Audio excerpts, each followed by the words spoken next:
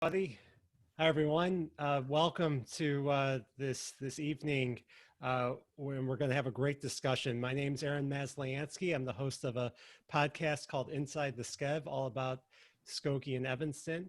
And I have the privilege to speak tonight with Tamar Manassa and with Brad Rothschild, and we are going to talk about their film, They Ain't Ready for Me.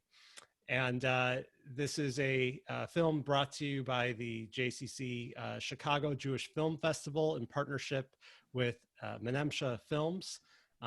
So if you like these types of events and films, please support the JCC.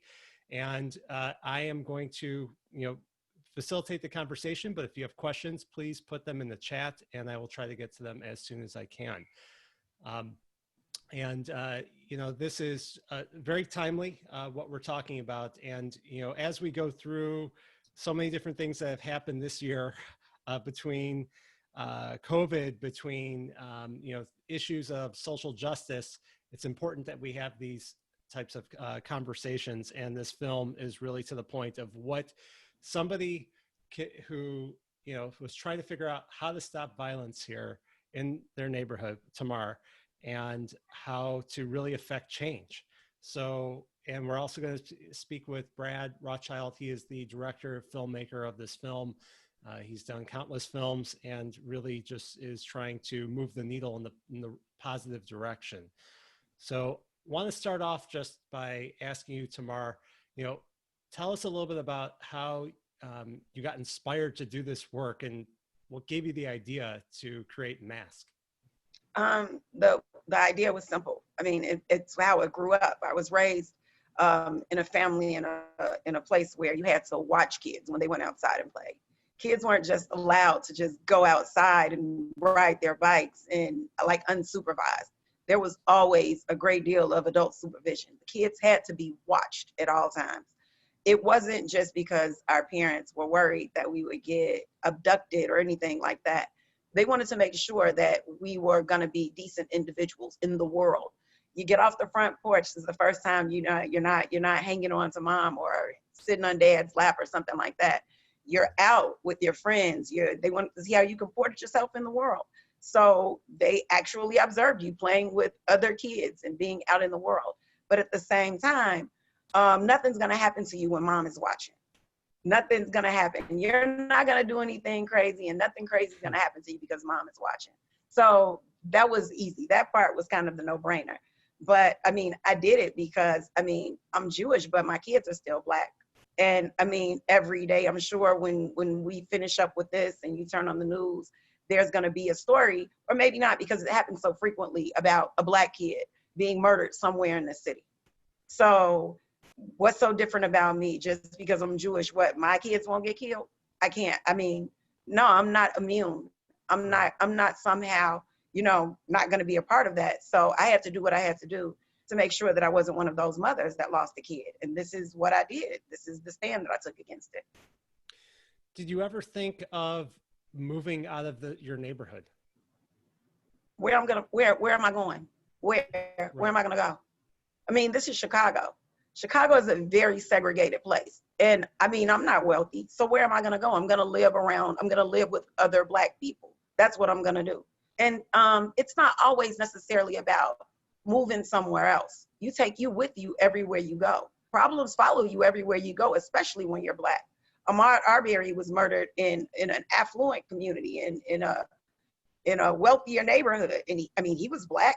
And I'm sure that he didn't want to stay in one of the poor communities in Atlanta. So he moved to the suburbs and he was still murdered. So Black people can get killed anywhere.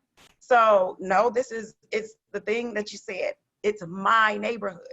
It's my community. I'm not going to move away from it. I'm just going to make it better because, like you said, it's mine. Right. Brad, how did you hear about what Tamar was doing and what gave you the idea to create the film? So it was October of 2016, so 4 years ago this time of year. I was reading an article from the JTS, excuse me, the Jewish Telegraphic Agency, and the title of the article was Black rabbinical student leads army of moms against gun violence on the south side of Chicago. So I was intrigued by that, and I started reading this article. At the top of the article was a picture of this striking young woman named Tamar Manasseh, and the article went on to describe the work she was doing with MASK and trying to save the lives of young people in Inglewood. And what was really compelling for me was the part where Tamar talked about how her activism came about because of her Judaism. So I really found that interesting. And the more I read, the more intrigued I was. And I thought to myself, she would make a great subject for a documentary film. So I reached out to her via social media, via her organization's website. I introduced myself as a filmmaker from New York who was interested in potentially exploring making a film about her. And she didn't respond immediately. I tried a couple more times, and finally she emailed me back and she said, "Thank you for your interest. I think my life is about as interesting as watching the paint dry, so I'm gonna pass." And I wrote back and I said, "With all due respect, I disagree, and I would hope that you would reconsider." And we started to communicate via email. And it was sporadic. It wasn't, sometimes I would email her, sometimes she wouldn't respond. And then we ended up speaking on the phone a couple of times. And each time after I got off the phone with her, I thought to myself, she's even more amazing than I had originally thought. And I really wanted to make this film. But she still was keeping me at arm's length. And then one day she sent me a message on Facebook and she said, "I'm in Staten Island. If you want to come meet me now." And just for everybody out there, I live on the Upper West Side of Manhattan. Staten Island is part of New York City, but it's not close to where I live. And by not close, I mean it's far. So I told her, "Give me 2 hours and I'll get there." And I dropped what I was doing and I drove out to Staten Island. And I sat down with Tamar and we spoke for a while. And at the end of the conversation, she kind of shrugged her shoulders and she said, "Yeah, I guess if you want to do this film, we could do it this summer." And that was all I needed. Yeah. Tamar, I mean, I see that the film started more so when you were earlier on with your organization, because it's grown quite a bit. Did having Brad there and other camera people push you to even do more with your organization than you originally thought? I mean, did it help push out the message more out there to the world? Did the movie help like push it out, or did them physically shooting the movie on the block help push it out? Both, because when you have somebody on camera, or you're on camera all the time, it changes your mental state of how you're going about what you're doing in a way. Or did it not? No, it didn't. I mean, like literally for maybe like the first like hour and a half. But then after that, when I was on that block, I mean, like there were a lot of days, there was a lot of editing that had to be done in this movie because there's a lot of language there because I forgot the cameras were there because I'm not a movie star. I'm not an actress. I'm not an entertainer. I'm not any of those things. My job is to do exactly what I do on that corner, what you saw me doing. So I wasn't performing. I was living my life. And so I was exactly the person that I am when the cameras weren't there, when they were there. And Brad had to adjust to me being that person, not me adjust to the cameras being there. That's not how that went. Because I always have to be real. I always have to be the person that the people on that block know me as. I always have to stay that person. I can't become somebody different just because cameras are there. So it really didn't, having the cameras there really didn't change my behavior very much. It really didn't change what I do. It really didn't change the way people saw what I do. It really didn't, because Brad, and I mean, it was a very small crew. It was just Brad and a cameraman. And they really did a great job at kind of blending in. And we did so much shooting that people in the neighborhood just got used to them. They just became a part of the scenery pretty much. So everybody was just pretty normal after a while because the cameras were there so often, people almost forgot that they were there. But since the movie has come out, things have changed. It has really given us a whole different level of visibility, and people are curious about it, and people know that we exist. So it's been really great. I mean, since the movie came out, because I mean, people want to know more about us. They're asking questions, and it really helps that people kind of see themselves sometimes in what I do and who I am. So I feel really good about that. Yeah, absolutely. I mean, by the movie creating positive effects for your organization, have you grown? Are you in other locations now?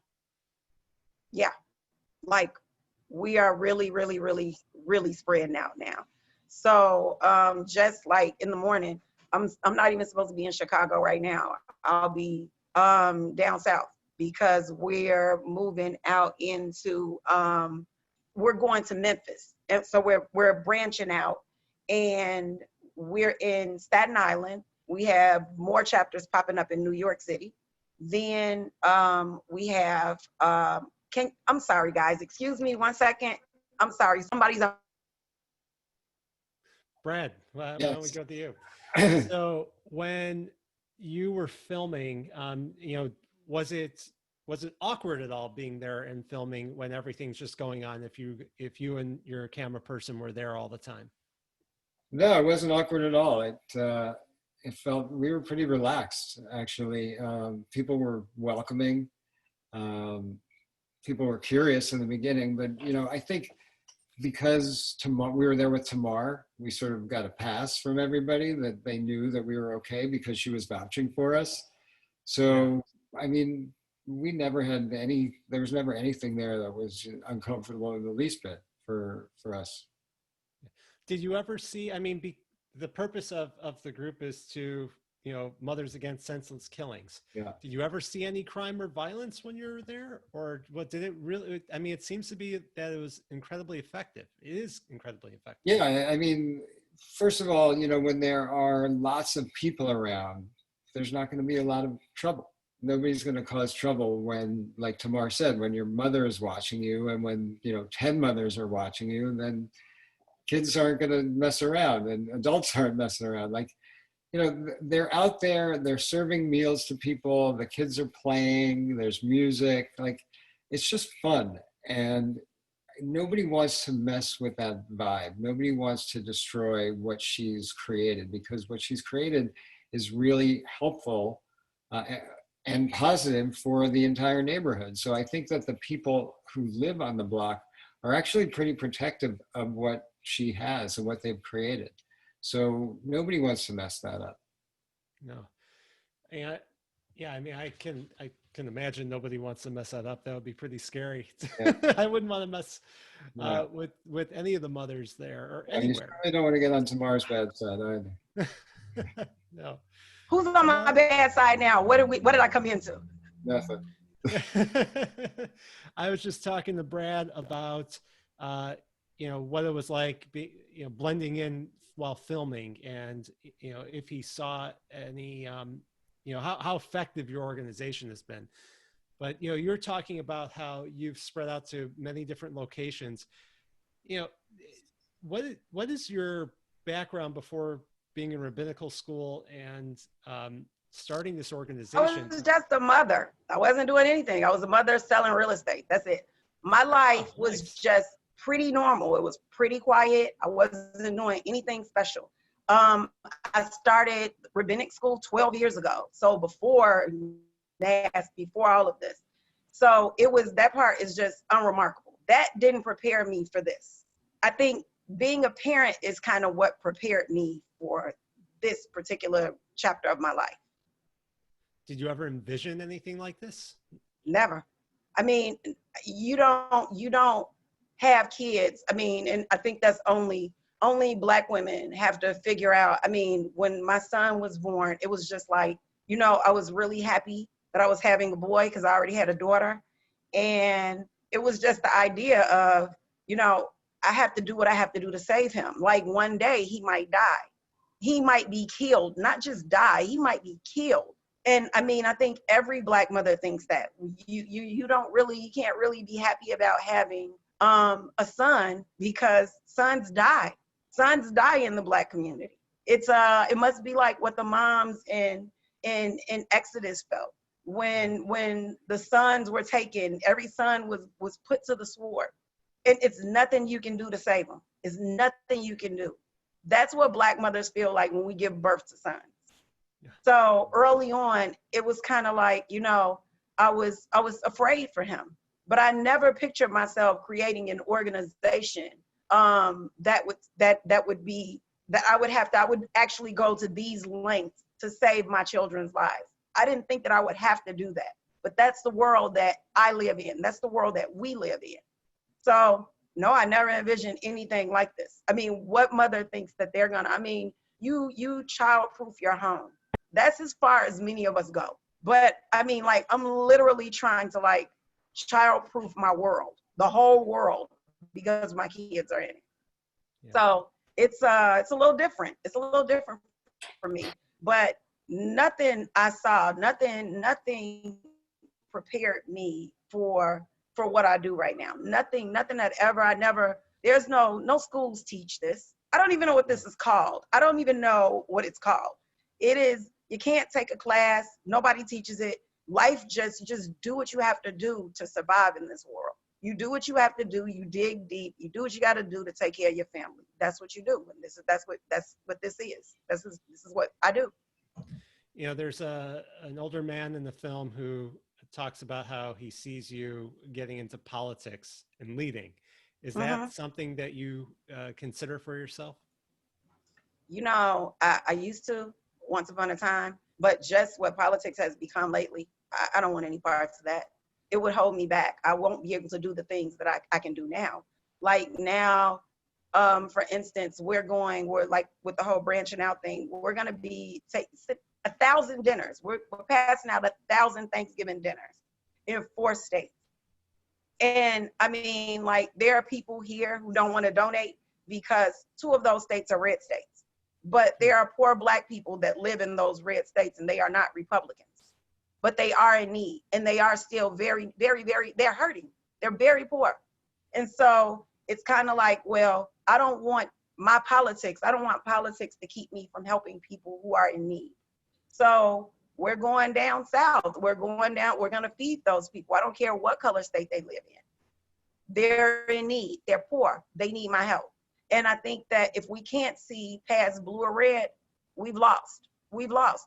Politics has done a lot more damage than we ever thought it could. So that's where I'm at with the whole thing. I want to make I want to make huge changes in people's lives. I want to make a big impact on people's lives. And I can't do that in politics. It's too tribal now, and I can't do that. Yeah, it's a shame. We're all people. Here in America, we're all Americans. That should be what binds us and brings each other up. And there's too much of tearing down. What you do is you lead, and you have brought up your community. I feel like your interest in becoming ordained and being a rabbi is another sign of your leadership. What got you down that path, and where are you at with that right now? Actually, just as of like last week, I will actually be receiving smicha December 12th. Congratulations. So I am pretty excited about that. I feel good about it. I'm happy. And I think it was just a natural course. In my temple, girls were encouraged to learn how to bake chicken and make a mean Shabbat dinner. We weren't encouraged to be Torah scholars. We weren't encouraged to study Torah. We weren't encouraged to lead. We were encouraged to have, okay, you can have a good idea, but you need to toss that up the chain to one of the guys. And it's like my daughter was the only Black kid who ever competed in the Chidon HaTanakh. And when she competed in that competition, I saw so much of myself in her. And I remember thinking, what if one day my daughter wants to pursue this and she wants to become a rabbi? There is no doors open for her. She can't. Yeah. Not in this particular, part of Judaism. She can't. And I wanted that for her. I wanted that for all girls who were good at things, the girls who weren't so good at cooking. But I mean, they sure could read Torah. I wanted that for those girls. And this was me opening the door for girls like my daughter and girls that would come after her. So that's how we got here. Where are you getting your smicha from? The Israelite Rabbinical Academy in New York. Okay, so you don't have to, I mean, in the film, they wouldn't even vote on you, but that is a different body that was reviewing your smicha. Yeah, they voted now. Now they voted. So, and honestly, I don't even know how that particular sausage got made. I don't even care. As long as they just give me my smicha and let me get on with my life. That's pretty much that's it. That's where I am with the whole thing right now. Yeah. You're pretty proud of your Judaism, and you could see it by, you built a sukkah at your site. You always would, have Shabbos dinner, different things, Pesach Seder. What is it like bringing the Judaism to, a group of people that may not be familiar with the cultural, things of Judaism? I mean, do you, people talk about even, or there's a sense that there's anti-Semitism from the Black community, and what do you sense that at all? I mean, what's the reaction been of being doing all the different things that you do? Well, first things first, I'm really proud of everything about me. I mean, I'm really proud of being Black. Look at my hair. I'm really proud of being a woman. Look at my hair. I mean, I'm really proud of everything about me. And the thing is, God doesn't make mistakes. God made no mistakes. Did somebody just ask, do I have any dealings with Louis Farrakhan? Why would I have any dealings with Louis Farrakhan? Yeah, no, I don't. I'm sorry. I just got distracted by this thing that just popped up. Oh, God, these questions. How do I turn this off? Okay, I'm sorry. But don't worry. Don't look at the chat. I'm sorry. What did you ask me? Okay. No. The thing is, everybody really loves what I do because they love me. And the thing is, nobody knew anything about what Judaism was before I brought it to that corner. So we can say people are anti-Semitic or anti-Jewish, but if they don't know you, it appears that way. Because some people tend to think that Jews, because we tend to live in our own enclaves. We tend to live in our own communities, and we're pretty insular. We pretty much tend to stick to ourselves. To the outside world, that looks like they don't want to be involved with us, not the other way around. And I understand they don't understand, the history and why Jews live that way, why we feel there's a lot of persecution, it's a lot of hurt, a lot has happened. And it's like the world doesn't know that. Everybody doesn't know that. The people on 75th, they don't know the history of what's happened to the Jews. All they know is Jews don't come down to the South Side. So the thing is, if you bring it to them, I mean, just think about how far somebody from 75th and Stewart has to go to get to a synagogue. It's none of those near their neighborhood. So how would they learn anything about Judaism if they never actually see Jewish people? If they never actually see what Jews do? They see Christmas, they see Thanksgiving, they see Halloween, they see Easter, they see all these other things, but they don't see Pesach. They don't see Hanukkah. They don't see Yom Kippur. They don't see those things. So the idea, just me introducing that to them, it was like, where has this been all my life? I want to learn more about this. This is amazing. So it hasn't been, there's been no anti-Semitism from people on the block. Any anti-Semitism that I've experienced on the South Side, it has actually been from members of clergy. It's been from Black members of clergy and even white members of clergy. It's been from Christians. It hasn't been from regular people on the block. It's been from the people who you would definitely believe should know better, but they don't. So it absolutely is. It's the weirdest thing. I never experienced. I knew what racism felt like. I knew what sexism felt like. I didn't really understand what anti-Semitism felt like until I got to the block, until I actually got to a place where there were other people, there were other faith leaders who were doing something similar, who were doing anti-violence work and stuff like that in the community. And I'm not one of them. I'm not one of them. And those are the very people who really do feel some kind of way about me being a Jew. And I don't know if it's just me personally that they have an issue with, or if it's Jews. I don't know. But either way, I don't let it get to me. Yeah. Well, I think that's, one of the reasons why we're doing this program, to make people aware of the relationship between the Jewish community and the Black community, and to, show that we all are trying to bring each other up. And, there are a lot of people that have come from the suburbs down to where you're at. Yep. And many people that I know that I saw Yeah. in the film. Yeah. What's that like, and has that really fostered, strong bonds? It's amazing. It makes me so proud. When the tragedy in Pittsburgh happened, when the synagogue shooting in Pittsburgh happened, I had 19 and 20-year-old Black kids from the block calling me saying, "Oh my God, are you at Temple? Are you okay?" And I'm like, "No, I'm fine." And it's like, what about our other friends? They wanted to know, maybe because you're Black and you go to this temple, it's not happening at Black temples, but what about our other friends? What's happening? Why are they doing this? Are our people okay? I've never seen anything like that before in my life. First of all, where would a 20-year-old kid from 75th and Stewart actually meet somebody Jewish? How would they even know about Shabbat? How would they even know that temple is happening on Saturday morning and there was just a shooting? Why would they even pay attention to a temple shooting in Pittsburgh? Why would kids on the south side of Chicago even pay attention to that? Right. Because they know we go to temple on Saturday, and they know that their friends are Jews. And it's like, well, is it happening at all temples? Is it everywhere? Is it just that one? And just the idea of them saying, okay, they can come here and try to make things better for us. They can come here and give us support. When they hear about bad things happening here, it's our turn to support them. It's our turn to be concerned about them. So I really love to see the reciprocity there, to see that they understood that there was a relationship there, that they felt somehow connected to the rest of to the Jewish community, not just to the Black Jewish community, but to the whole Jewish community. So all of their friends that come down to the block.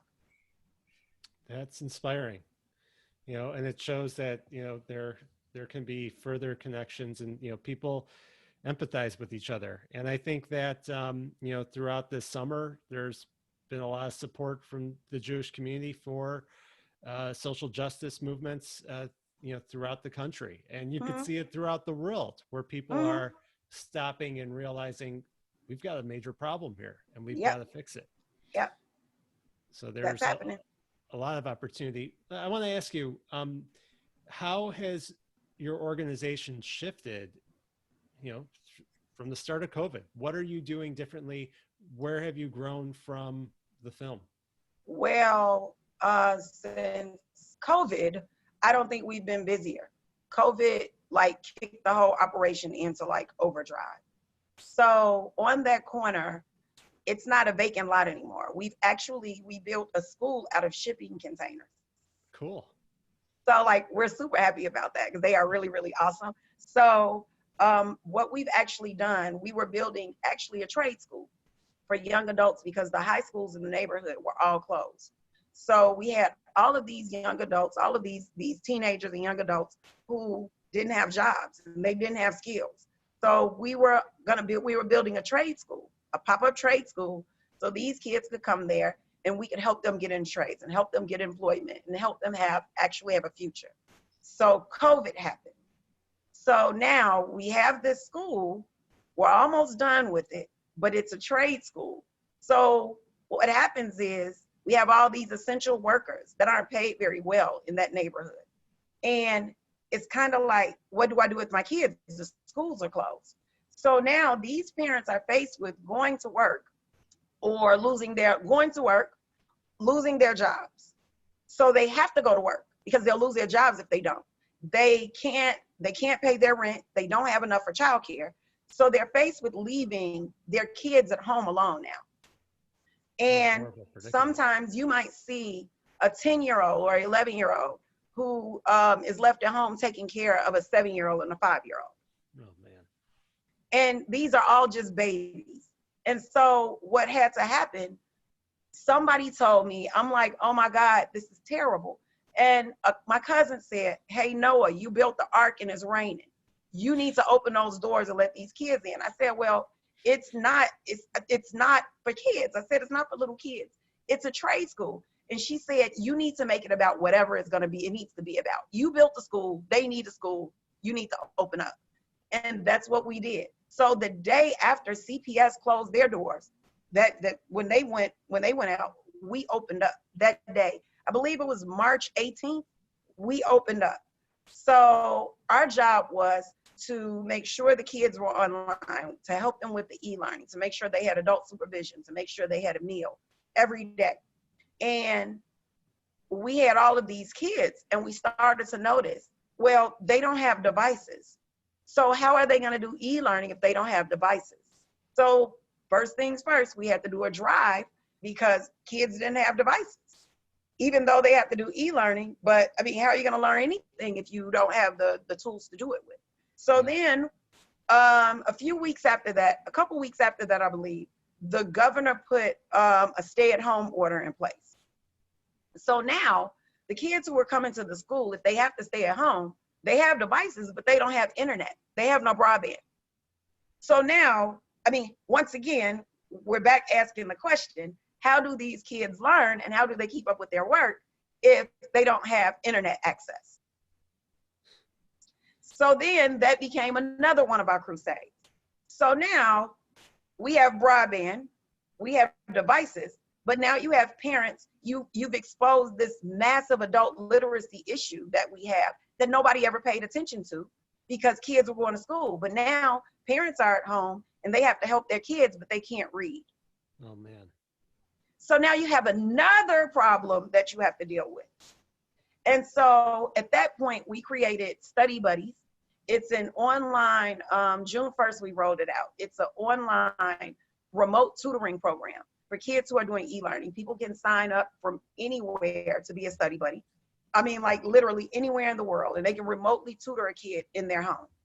So we had people signing up to do that over the summer to help kids kind of, to kind of remotely help kids with their work and keep them up to grade level and keep them learning over the summer. So we knew school wasn't going to start back because how could it? So September 11th, September 10th is when school started back. Now we have an actual school. Kids go there every day. We have about 20 kids at least every single day, every day. And these kids come there every day. They do their e-learning. They get breakfast. They get lunch. They learn on top of what CPS is teaching them. They do all of that every single day. So 5 days a week, we have a school up and running. It's called the Block Academy on our block now. Wow. So that's what we've done since COVID started. Wow. Yeah. And, you know, not to mention all the things that you said, people have to, you know, be afraid of catching COVID, you know? Yeah. Yeah. So, and we do have to take those measures every day. I mean, there are kids, every day they wear hand sanitizers around their necks and masks. So before they touch each other, before they touch anything, they're constantly doing like this, constantly squeezing and doing like this, constantly. They're constantly washing their hands, constantly doing that. So like, I'm really proud of them that they've kind of mastered that. Yeah. Do you have a waiting list? We do have a wait list. And we have a wait list, and we actually have more containers to build more classrooms, but the city won't give us more vacant lots. So we have nowhere to put these containers that have been donated, and because the city is not cooperating, but we have these kids who really need this. And honestly, nobody knows when the world is going to go back to normal, if it's ever going to go back to normal.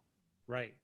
So these kids really need to be off of a waiting list and in a classroom. They really need that kind of support. And I mean, I just can't convince the city to see it. The alderman doesn't see it. I don't think the mayor sees it. I don't know what's more important than this right now, because COVID has presented this major health crisis, but On the other side of this is going to be a massive educational crisis if we don't get in front of it. And that's what we're trying to do here, get in front of it. How do you catch kids up who haven't done schoolwork, honestly, in a year or two? How do you catch them up? What happens to them in 10 years? What does that kind of a hiccup cost? What does it cost? So we're trying to make sure that our kids can still stay competitive in the world, that they still have a decent future to look forward to. I mean, you talk about a literacy problem with the adults. And Yeah. I can just imagine what can potentially happen here. Are you in touch with the mayor? I mean, do you talk directly with the mayor? No, the mayor does not talk to me at all. No, ever. Not ever under any circumstance, in any way, shape, form, or fashion. Not through smoke signal, not through text, not through email, not on the phone, not through anything. No, the mayor does not communicate with me. Hey, Brad, when you made this film, did you have knowledge of the background of the different things that were going on? And, in terms of, do you think that the film helped get the land or helps with fundraising? Did the film help with fundraising for masks, you mean? Yeah. Well, it's interesting because, every time I would try to fundraise for the film, more often than not, people were more interested in funding Tamar than they were in funding the film. So we were kind of competing with each other for the same money, but at the end of the day, it was more important for me that the money would go to Tamar and then for the film. And I mean, in a weird way. But I think my intention once I started working on this was that once the film was made and out into the world, that it would serve as this megaphone for Tamar to really help spread the word about her and the important work that she's doing. So, I see the film as being part of, the way that Tamar's message gets out in the world and to help build masks. Yeah. Is this film similar to other films that you've made or are working on? Similar in some ways. I'm interested in social justice. I'm interested in Jewish subjects. So this sort of hits both of those. But interestingly enough, I made a film a few years ago about the people who come to New York City every year to sell Christmas trees, which is neither social justice nor Jewish themed. But there are a lot of similarities, actually. I spent a lot of time outside tracking, the tree seller. And really, what was interesting is that he created this community around him. This community kind of sprung up around him, and he was the center of this universe. And when I was out on the block with Tamar, I felt very similar, that it was very similar. That Tamar is sort of the center of this universe that she created on this corner. And there's a community of choice that has been created. And there's something to me that's very powerful about communities that you choose and families that you make for yourself rather than the ones that you're born into. So in that sense, it was similar. In a lot of other ways, I made a film about African asylum seekers in Israel. And what became clear to me was that in Israel, civil society stepped in when the government refused to take action. And that's also very similar to what is going on, what Tamar is doing, because here you have this grassroots organization that is looking squarely at a problem that people just refuse to deal with. So there are authorities in this country that should be taking care of the problem of gun violence in Chicago, but they're not. So here you have this mother of two who lives on the south side of Chicago who says, that's it, nobody is going to save me, I'm going to save me, and I'm going to save my children. So to me, that is civil society stepping into the breach when government fails. So in some ways, it's similar to that other film, but really that's what Tamar is doing. She's stepping into the breach where nobody is willing to go. Why do you think people are so hesitant to deal with the hard things in life or in society. What do you think stops us as humans? Because this problem is so deep that we have to like reconstruct the entire system. Like, it's not like you say, like, oh, gun violence is bad. Of course gun violence is bad, but it's a symptom of a much larger illness that is so complicated and so complex and goes back for so many years that it's impossible to just say, like, all right, let's just round up the guns and everybody will be safe, because that's the least of the problems. Okay, you get rid of the guns, but you haven't gotten rid of the poverty, you haven't gotten rid of the lack of opportunity, you haven't gotten rid of the racism. Then, I mean, what do we expect to happen in a community like this when nobody has cared about it for so long? Right. And I think that part of the problem is that we don't know each other. We don't, we don't step outside of our communities to know each other. And I think what's so beautiful about what you're doing, Tamar, is that you're bridging all these different communities together. And Brad, you're using a megaphone to tell the story about it. I mean, that's what's so beautiful about film in general, but it is, I think, what's so key with what you both are doing here. Tamar, if you look back on how you started Mask, would you do it differently? Do you have any second thoughts about it? Yeah, I would have named it something different. Especially now, right? I just would have named it something different, because it's not just about senseless killings. It's so much bigger than that. So I think that is just it. That's it. That's the one thing that I would have done different. I would have named it something else. But I mean, everything else, nope. I had to learn exactly the way that I had to learn. This is exactly the path that I had to take to get to where I need to be. And I mean, like, I wouldn't change anything about it. But what you were saying about the bridge, I'm sorry, just double back to that just quickly. I am like physically the bridge. You are. When I go to these different places and I do all of these Q&As, I'm doing this new thing now. So like right now we're working with the Jewish community in Memphis to connect the Jewish community and the Black community. So if Jews are saying, hey, we want to build this bridge. We want to build a bridge like the bridge we once had, like the relationship we once had during the Civil Rights Movement. Fine. But how do you build a bridge if you don't actually talk to Black people and Black people don't actually talk to Jews? So those just happen to be two of my personalities, and they do communicate with each other. So what I can do, because I have Mask, my job, when I go to build another chapter, I actually go into communities and talk to them about what they need. So it's very easy for me as a Jew to go to the Jewish community in that same city and say, hey, you know what? Well, these people need devices. Their kids need devices. And I can get those directly from the Jewish community and give them directly to the Black community. No middleman, no any of that. I can say, we're gonna have a meeting and we're gonna come and sit down and we're gonna do an exchange of these devices and we're gonna have a conversation and we're gonna talk to each other so we can keep this thing going. So we can actually start building that bridge physically. It's a tangible thing. You can see it. You can have everybody in a room. You need something. I need something.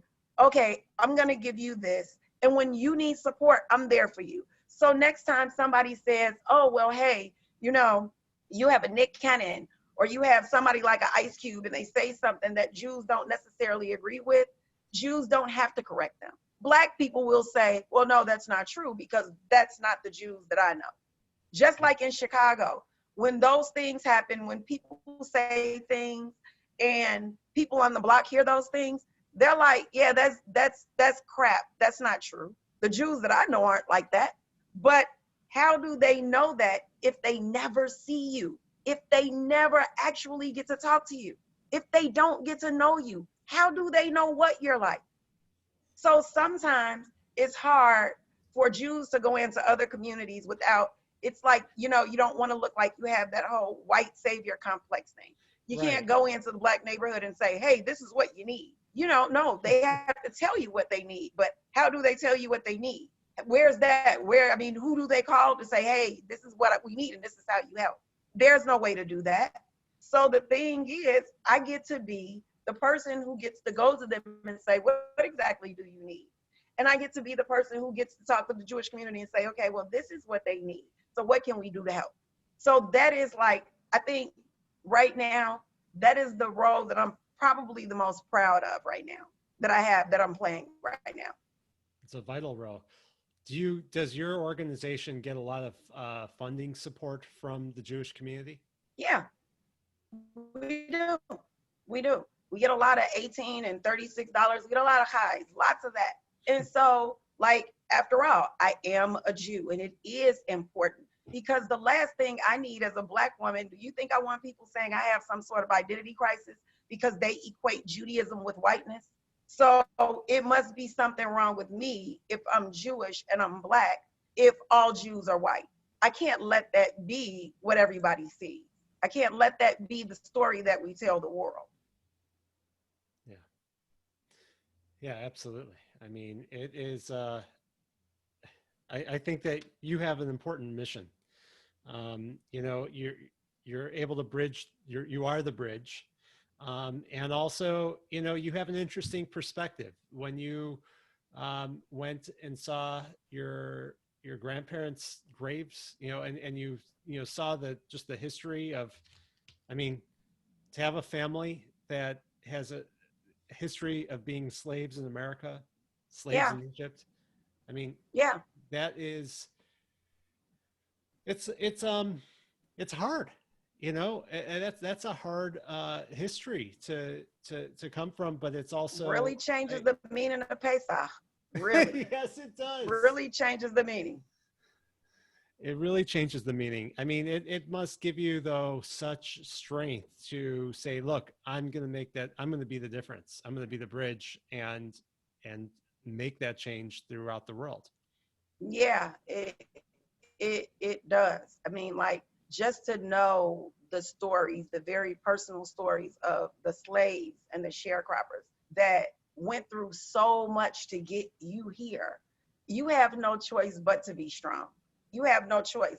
You don't want to let them down, because that's who you come from. You come from fighters. You come from survivors. So you don't get to be less than that. You don't get to be less extraordinary than they were. You just don't. You don't. And I mean, me growing up and being Jewish, and me knowing all about what Jews have been through, what Jews went through, what I mean, they went through in Europe, what the Holocaust was like. As many times as we've been expelled from places, and we're survivors. So you put all of that together. I mean, I'm not sure. I might be the Kraken or something. I'm not sure what I am, but it's amazing. Like, when you put all of those things together, it is just, you learn, and I say it all the time. Being Black taught me something should be done. Being Jewish taught me something could be done, but being human taught me something must be done. It must be. It must. And so the thing is, you have to do it. I mean, when you're a Jew, you don't get to be a spectator. You don't get to sit and watch the world, just the problems of the world, just play out on television like everybody else. You have to get in the game. You have to get up. You got to get your hammer and nails. You have to go to work. That's what you have to do. You don't get to do that. So it's kind of like, you know, I've gotten to see all of the problems. I've gotten to see all of the cracks. I grew up in one of them. I grew up watching it. And it's kind of like, I know exactly what needs to be done in this world. I know exactly what needs to be done in the world around me. What happens if I don't do that with this life? What happens if I don't do that work? Who am I? Am I really a Jew? What am I? What am I if I don't do it? Right. I hear you. And you're doing it. Brad, I mean, doing this film must have inspired you a lot for future projects and just what you do in your life. I mean, did anything surprise you, and what do you think, how will it change your future work? Yeah, so Tamar is definitely the most inspiring person I've ever met. And, you know, she leads by example, and she is a model for, as an activist and as a human, that I want my children to emulate, and I want to emulate myself. In terms of my future work, we were talking a little earlier. We hope to make another film together, Tamara and I, to continue her story, because as you can hear from the Q&A tonight, just because the film finished doesn't mean Tamara's work has finished. It's just the opposite. Like, she's just getting going. So there's so much there's so many exciting things that she's doing that, I can definitely see at least one more film with Tamar. And, going forward, it's a hard question. I mean, how do you top this? You're right. Oh, it's an incredible experience. Yeah, it has been an incredible experience. Yeah. And Tamar, where do you see your future being and the organization and what you're doing? You know what? I just got my seatbelt on and I'm just buckled up, ready to take the ride. Like, I don't know where it's gonna go, because I mean, like, every day it's almost like, my life is a cliffhanger. Every day it's like this telenovela or something. Every day I go to sleep and I wake up in the morning like, what's gonna happen to her today? What is she gonna do today? I can't wait to see. That is what my life is literally like every day. You never know. Like, I never know what is gonna happen from day to day. I just, I stay fluid. I stay loosey-goosey. I stay ready to move and make whatever adjustments I need to make to stay in the game, because every day is something different and amazing that happens every single day. So I'm really hoping that, mask is not just about stopping violence. It's a community building tool. So I'm hoping to see mass chapters everywhere. I want to see moms sitting on corners everywhere. I want to see kids playing together that would never have otherwise played together. I want to see all of these things everywhere I go. I don't want to just see it in Chicago. I want to see it everywhere. So, I don't know. This thing is infinite for me. I don't even know how to tell you what I want to see, because if I did, I'm pretty sure that it would be far less than what God is actually going to give me.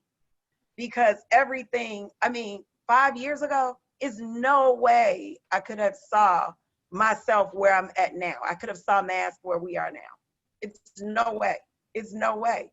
The most I could have hoped for was, hey, we're going to get the vacant lot across the street, and we were just supposed to build a play lot. Nobody thought about a school. We didn't think about, taking the show on the road and passing out meals across the country and building schools down south. And we didn't think about that.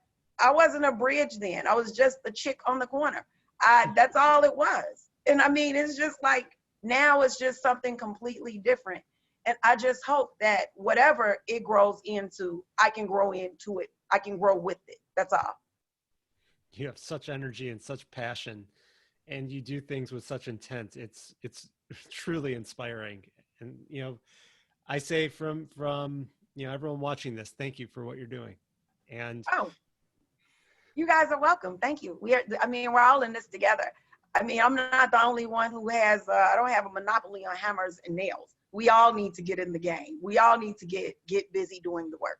Yes, it's enough work for all of us. Absolutely.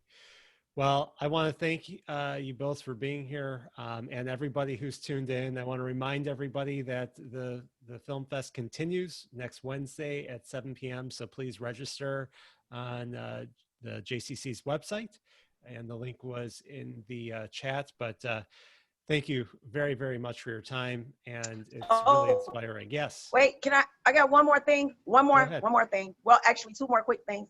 I want to thank the JCC for their generous donation after the break-in. Oh my God, you guys are the best. Thank you so much. I'm going to send you photos of the kids in the classrooms so you can see where your money went. And I have to ask, because I do run a not-for-profit, we are buying 1,000 Thanksgiving dinners, and they are $25, and it feeds a family of 4.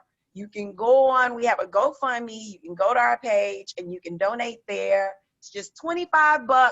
That's like one night of Grubhub or Uber Eats. It's not much, and it feeds a family of 4, $25. That's all we're asking for.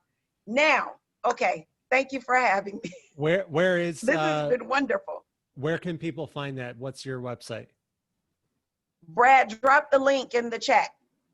Brad is my link dropper. Okay. ontheblock.org. I just dropped it. Thank you, Hillary. Thank You're you. welcome. All right, everyone, go make a donation and get in the game. Thank you so much, Thank you. everyone. Thanks, Thank Aaron. you. Good night, guys. Okay.